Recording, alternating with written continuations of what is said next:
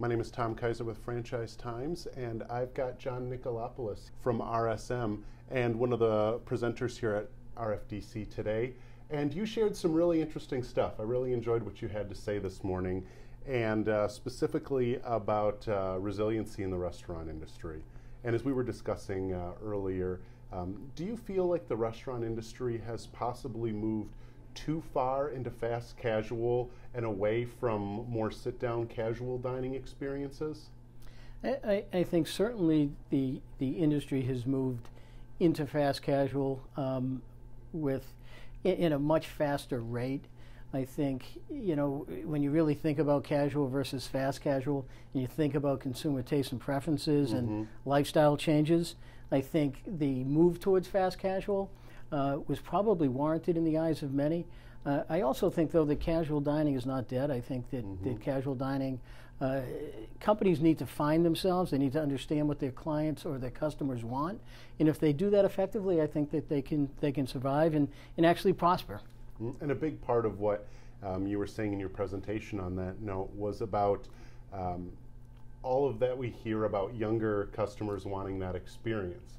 And so that was part of what I thought was so interesting is, you know, you do get more of an experience in a sit-down environment as opposed to fast casual. Do you feel like we might see a bit of a moderation in terms of that factor in the coming years?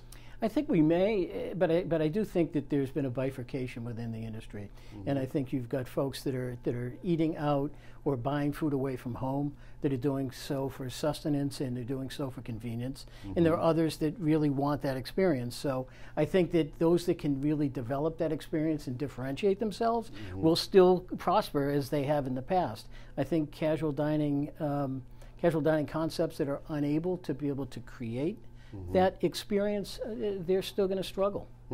Well, and as you said, another part of that conversation is the declining importance of the lunchtime day part.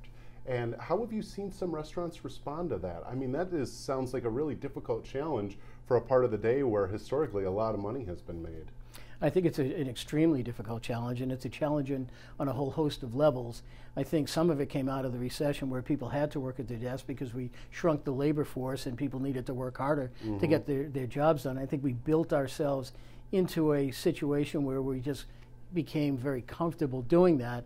I think the other piece of it, though, is if you want to be able to compete with that shorter window of the lunch hour down to 20 minutes or 30, you really need to be able to get the throughput in the casual dining space. You need to shorten that window. You need to be able to get that meal out quickly so that people can eat more quickly in that sit-down environment. And expanding that day part in kind of a virtual sense through delivery. It sounds like that's also not lost on the crowd here at RFDC. No, I think delivery is something that has been a hot topic. It's a hot topic amongst operators for a variety of reasons. You know, first and foremost, certainly it does give you that option to be that sit-down experiential dining experience, but then still capitalize on the fact that some people just don't want to leave their house. You know, the Amazon effect in dining is really all about technology and being able to look at menus online, book your reservation online, book your delivery online, and never leave your couch if you choose not to. But even if you choose to leave your couch, most diners today, a large percentage of mobile phone users still use that mobile device to decide where they're going to go. So mobile and technology plays a very, very important part, and I think it's going to continue to play a more important part going forward. Well, thank you for sharing your insight with us, John. You have a lot to add to the conversation. I really appreciate it. Great. Thank you very much. Absolutely.